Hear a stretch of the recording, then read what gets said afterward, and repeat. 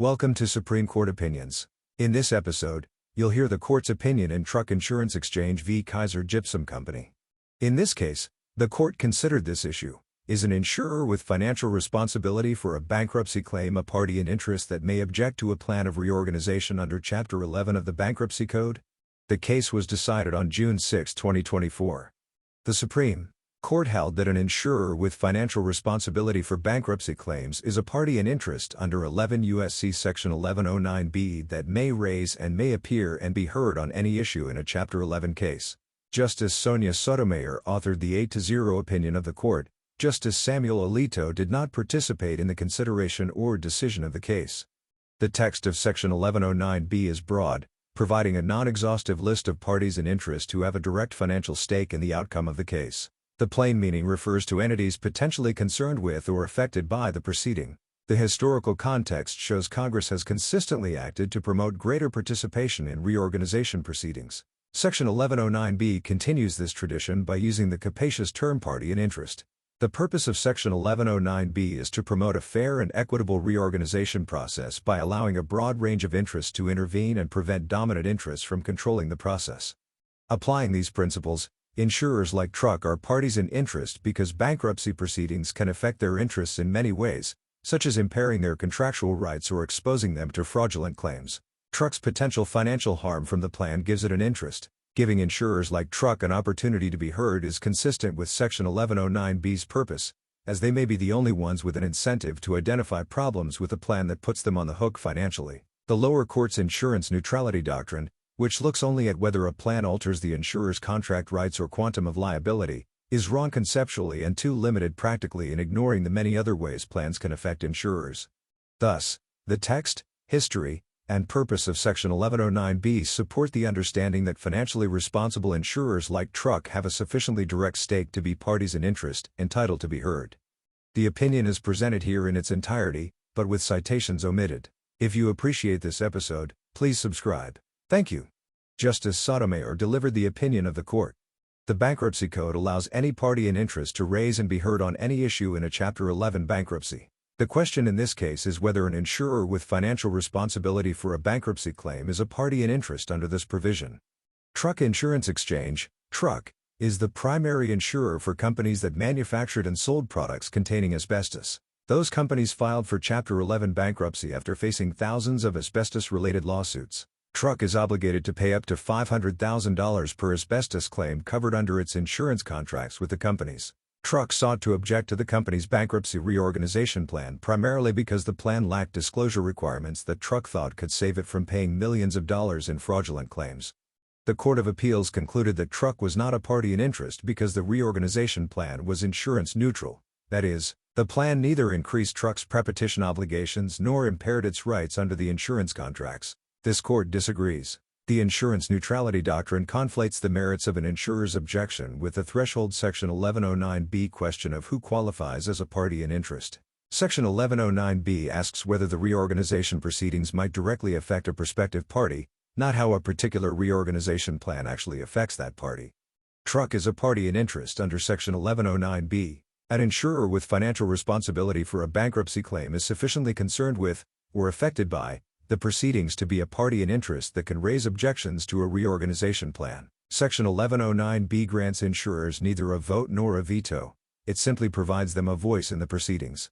Bankruptcy offers individuals and businesses in financial distress a fresh start to reorganize, discharge their debts, and maximize the property available to creditors. Chapter 11 of the Bankruptcy Code enables a debtor company to reorganize its business under a court-approved plan governing the distribution of assets to creditors. This plan, which is primarily the product of negotiations between the debtor and creditors, governs the distribution of valuable assets from the debtor's estate and often keeps the business operating as a going concern. Chapter 11 strikes a balance between a debtor's interest in reorganizing and restructuring its debts and the creditor's interest in maximizing the value of the bankruptcy estate.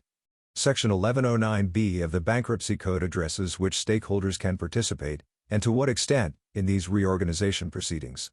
A party in interest, including the debtor, the trustee, a creditors committee, an equity security holders committee, a creditor, an equity security holder, or any indenture trustee, may raise and may appear and be heard on any issue in a case under this chapter. A party in interest enjoys certain rights in the proceedings, including the ability to file a Chapter 11 plan when a trustee has been appointed, request the appointment or removal of a trustee, challenge the good faith of persons voting to approve a plan, and object to confirmation of a plan. This case concerns the Chapter 11 reorganization of companies facing overwhelming asbestos liability. Exposure to asbestos, a natural mineral used in industrial work, has led to devastating health consequences for millions of people. Companies filing for bankruptcy because of asbestos liability face unique challenges. Because of a latency period that may last as long as 40 years for some asbestos-related diseases, a continuing stream of claims can be expected. Claims therefore arrive on a long and unpredictable timeline. If bankruptcy proceedings resolved only existing asbestos liability, companies would face unknown future liability and claimants might be unable to recover just because their injuries had not yet manifested. Congress responded to these challenges in Section 524G of the Bankruptcy Code.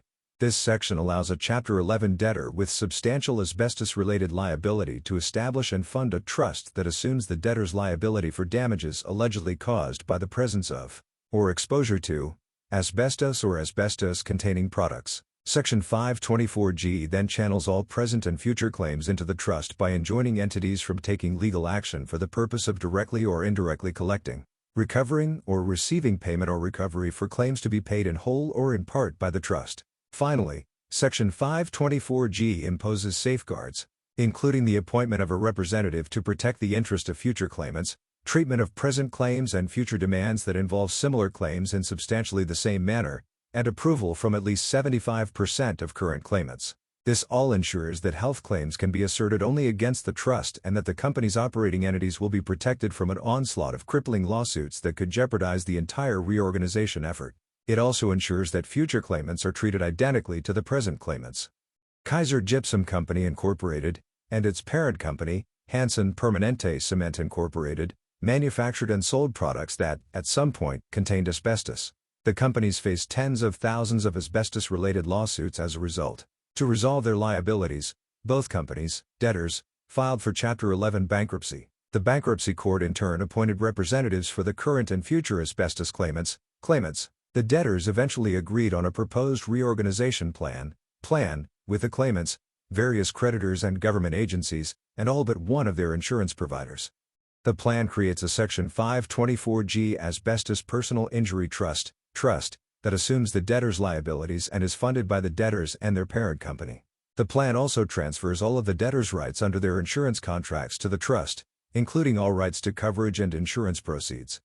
Truck was the debtors' primary insurer. It issued policies that covered the debtors from 1965 through 1983. Truck is contractually obligated to defend each covered asbestos personal injury claim and typically indemnify the debtors for up to $500,000 per claim. The debtors have to pay a $5,000 deductible per claim and assist and cooperate with Truck in defending against the claims. The plan required the bankruptcy court to make a finding that the debtors' conduct in the bankruptcy proceedings neither violated this assistance and cooperation duty nor breached any implied covenant of good faith and fair dealing. The plan treats insured and uninsured claims differently. Insured claims are filed in the tort system to obtain the benefit of the insurance coverage. Truck has to defend these lawsuits, and if the claimant obtains a favorable judgment, the trust pays the deductible and Truck pays up to $500,000 per claim. Uninsured claims, however, are submitted directly to the trust for resolution. As part of that process, claimants have to identify all other related claims and file a release authorizing the trust to obtain documentation from other asbestos trusts about other submitted claims. These disclosure requirements are intended to reduce fraudulent and duplicative claims. Truck was the only party involved in the bankruptcy that did not support the plan. It advanced three main objections. First, and most relevant here, the plan was not proposed in good faith because it reflected a collusive agreement between the debtors and claimant representatives and did not require the same disclosures and authorizations for insured and uninsured claims. This disparate treatment would expose Truck to millions of dollars in fraudulent tort claims. Second, the plan, finding impermissibly altered Truck's rights under its insurance policies by relieving the debtors of their assistance and cooperation obligations and by barring Truck from raising the debtors' bankruptcy conduct as a defense in future coverage disputes. Third, the trust did not comply with various provisions of Section 524G, including the requirement to deal equitably with claims and future demands. Following the bankruptcy court's recommendation, the district court confirmed the plan. Relevant here, It concluded that Truck has limited standing to object to the plan solely on the grounds that the plan is not insurance neutral. The court found, however, that the plan was insurance neutral because it neither increased Truck's obligations nor impaired its pre-petition contractual rights under the Truck policies. The plan simply restored Truck to its position immediately prior to the petition date. The court also rejected Truck's challenge to the plan finding because the plan expressly provided that the debtors will continue to fulfill their cooperation obligations arising under the policies. The Fourth Circuit affirmed, agreeing with the district court that Truck was not a party in interest under Section 1109B because the plan did not increase Truck's pre-petition obligations or impair Truck's pre-petition policy rights. In other words, the plan was insurance neutral because it did not alter Truck's pre-bankruptcy quantum of liability given that Truck was not entitled to the fraud prevention measures it sought. The court also concluded that the plan finding did not alter Truck's contractual rights and that the debtors did not breach their assistance and cooperation obligations or the implied covenant of good faith and fair dealing. This court granted certiorari to decide whether an insurer with financial responsibility for a bankruptcy claim is a party in interest under Section 1109B. Courts must determine on a case-by-case basis whether a prospective party has a sufficient stake in reorganization proceedings to be a party in interest. Section 1109B's text, context, and history confirm that an insurer such as Truck with financial responsibility for a bankruptcy claim is a party in interest, because it may be directly and adversely affected by the reorganization plan. Section 1109B permits any party in interest to appear and be heard on any issue in a Chapter 11 proceeding. This text is capacious.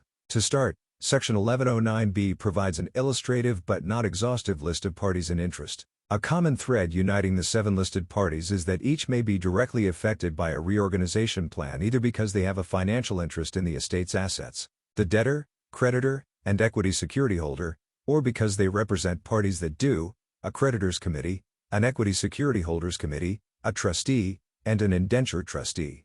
The general theory behind Section 1109B is that anyone holding a direct financial stake in the outcome of the case should have an opportunity to participate in the adjudication of any issue that may ultimately shape the disposition of his or her interest. This understanding aligns with this court's observation that Congress uses the phrase party in interest in bankruptcy provisions when it intends the provision to apply broadly. The ordinary meaning of the terms party and interest confirms this. Party in this context is best understood as a person who constitutes or is one of those who compose one or the other of the two sides in an action or affair. One concerned in an affair, a participator. Interest is best understood as concern, or the state of being concerned or affected, especially with respect to advantage, personal or general. The plain meaning of the phrase thus refers to entities that are potentially concerned with or affected by a proceeding. The parties in this case land on roughly this same definition. The historical context and purpose of Section 1109B also support this interpretation. Congress consistently has acted to promote greater participation in reorganization proceedings. Section 77B of the Bankruptcy Act of 1898, for example, provided debtors the right to be heard on all issues, but limited the right of creditors and stockholders to only certain issues. Section 206 of the Bankruptcy Act of 1938 broadened participation and provided that the debtor, the indenture trustees, and any creditor or stockholder of the debtor shall have the right to be heard on all matters arising in a proceeding under this chapter. Although the 1938 Act allowed a party in interest to intervene for cause shown, it permitted only the 4 named parties to intervene as of right. Still, the Advisory Committee's note to former Chapter 10, Brookretzi, Rule 10-210A, 1976, which implemented Section 206, noted that the section was originally enacted to broaden the practice that had developed upon former Section 77. This broader concept was to ensure fair representation and to prevent excessive control over the proceedings by insider groups. In 1978, Congress enacted the Bankruptcy Code containing Section 1109B, which continued the expansion of participatory rights in reorganization proceedings. Congress moved from an exclusive list to the general and capacious term party in interest, accompanied by a non-exhaustive list of parties in interest. These parties may raise and may appear and be heard on any issue. Section 1109B continues in this tradition and should be understood in the same way. Now consider the purpose of Section 1109B. Broad participation promotes a fair and equitable reorganization process. The Bankruptcy Code seeks to prevent the danger inherent in any reorganization plan proposed by a debtor that the plan will simply turn out to be too good a deal for the debtor's owners. Section 1109B addresses this concern. Drafters and early commentators hoped that an expansive definition of party in interest in Section 1109B would allow a broad range of individual and minority interests to intervene in Chapter 11 cases. and expressly warned that undue restrictions on who may be a party in interest might enable dominant interest to control the restructuring process. In short, Section 1109B was designed to serve the policies of inclusion underlying the Chapter 11 process.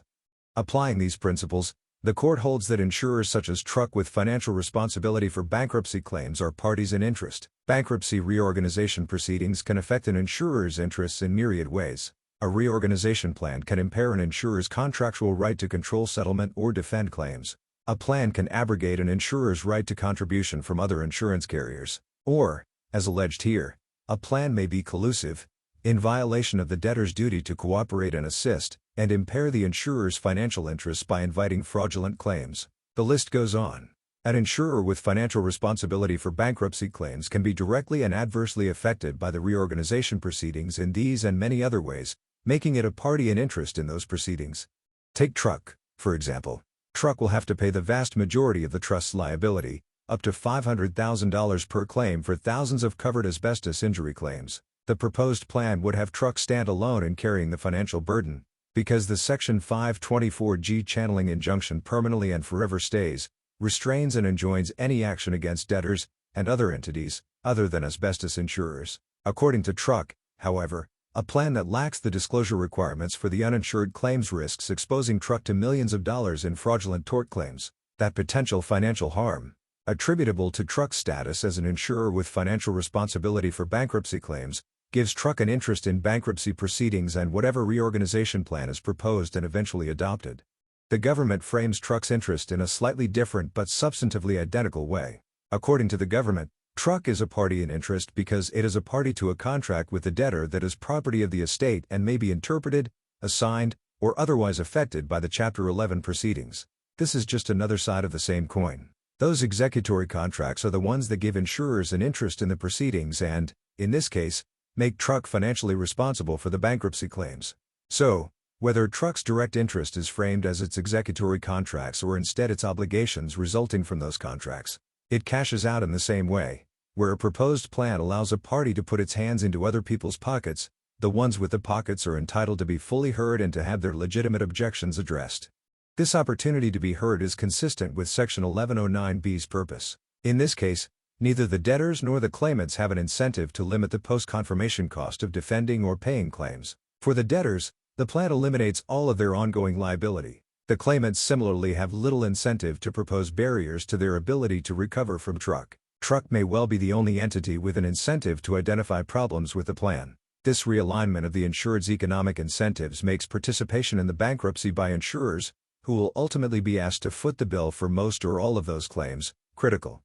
The Court of Appeals looked exclusively to whether the plan altered Truck's contract rights or its quantum of liability. Under this approach, known as the insurance neutrality doctrine, courts ask if the plan increases the insurer's pre-petition obligations or impairs the insurer's pre-petition policy rights. This doctrine is conceptually wrong and makes little practical sense.